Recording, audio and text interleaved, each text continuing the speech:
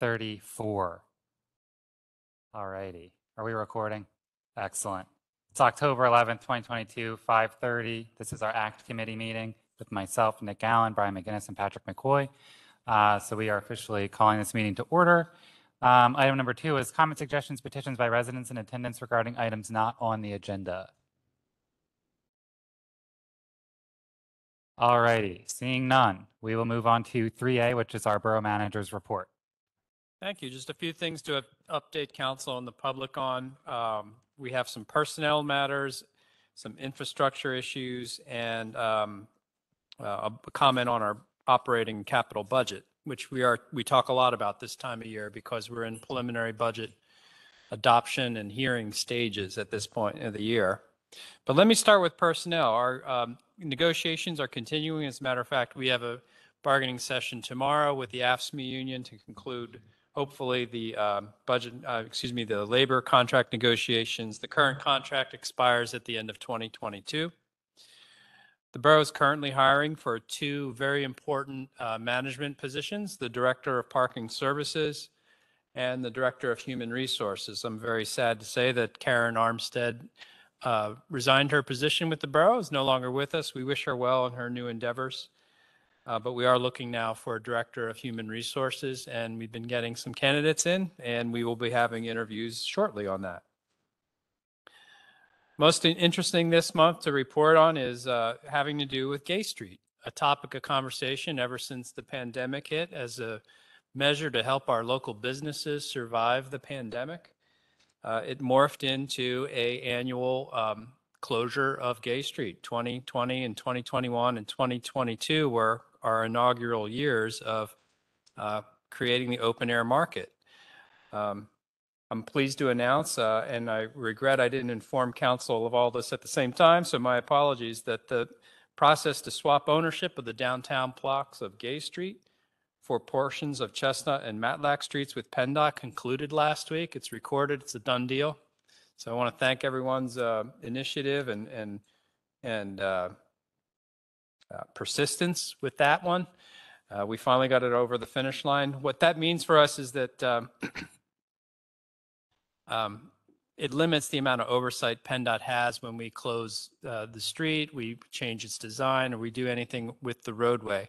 There was a resolution that council approved last year as part of this process that allowed PennDOT some very limited, narrowly defined oversight to closures. But we think we can manage that going forward, and it's much fewer hoops that we have to jump through to effectuate an occasional closure or a weekend closure for a portion of the summer, or anything we really want to do with those blocks of Gay Street.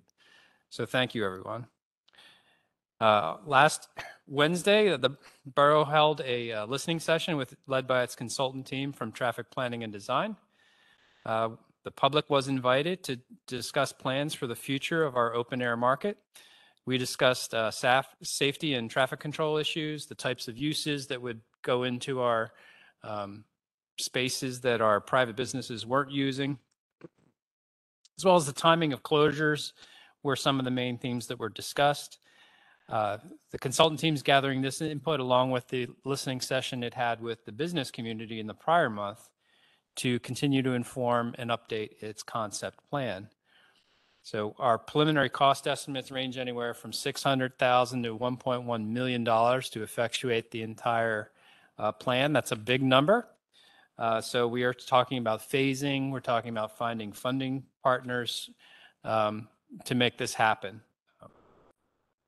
But we're going to continue while we're in this professional service agreement with TPD Design to test the feasibility of these design choices. There are 2 more important hurdles or items that our consultant will be delivering for us. They will be presenting to council their final concept plan, which would be sufficient enough information for us to go out and secure funding. It would also should give us a pretty good cost estimate of what things are going to cost and how we go about procuring them. We haven't scheduled that date yet, but expect that to happen, I believe, in the fall or early winter this year.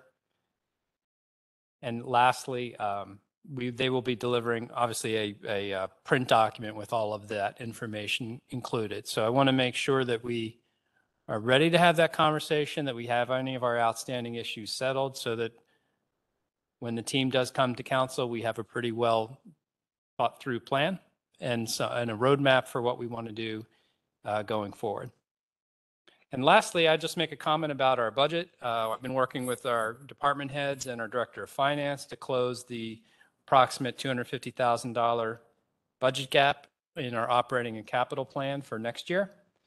And I'm optimistic we're going to be able to do that. And we will be going over a few of those, a summary of that process in tomorrow night's finance meeting.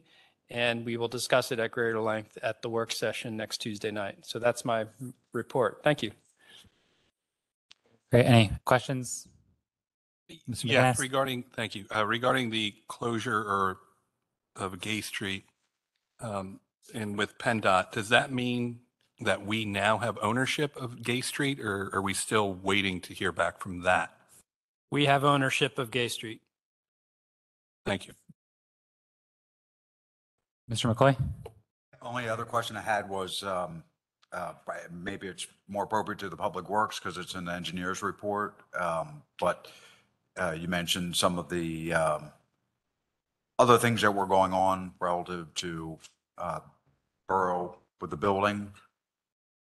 Final reports next month? You're referring to the assessment that we had done for the roofing system? Yeah, we received that at the end of last week. I think what I can do is forward that to council to be able to read. But the bottom line is we're looking at probably looking at a roof replacement, but we need to do some more diagnostics, meaning whenever you have water penetrating a roof system and your insulation gets wet, that's an additional issue that has to be addressed. So we have to assess whether or not and to what extent the insulation on the roof has gotten moisture in it.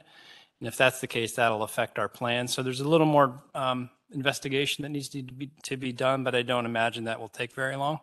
But we have preliminary estimates. I'll send that around to the committee and all of council. I think that's a good thing to think about because it's a big number. Awesome. Thanks. And I don't have any questions tonight. Any public comment, concerns, questions on 3A? All righty. So then we're good to move on to item 3B, which is to consider creating a committee or subcommittee to assist and support residents and businesses in performing historical research. I am going to be honest, I totally dropped the ball on this month. So I was supposed to come back with finalized language and run it by some people, and I did not complete that. So we can talk about this again next month. I do feel like I keep kicking this one down the road, but we got to do it again. That's totally my bad. I see Mr. Walsh here. We can talk about it too. Do you have any public, like, is there anything you wanted to say about 3B? I'm kicking it down the next month. All right, we can talk after the meeting because we're going to move it to next month anyway. So, all right. Any other public comment on that? All right, excellent. We can move on then to 4A, which is our minutes. Any questions or concerns there? Me neither. Any other business tonight? All right, I thought that would be quick. Awesome. Thanks, guys. I appreciate it. We'll adjourn at 5:43.